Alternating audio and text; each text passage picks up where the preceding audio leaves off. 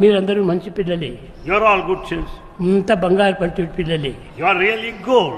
కానీ But కొంత వాతావరణం దీన్ని పాడు చేస్తుంది, the environment spoils you at times. కొంత ఆహారం కూడా దీన్ని స్పాయిల్ చేస్తుంది. And adding to this, the food habits also are responsible. నువ్వు ఫ్రెండ్స్తో చేరినప్పుడు ఫ్రెండ్స్ మంచివారిగానైతే నీకు మంచి మాట చెప్తారు.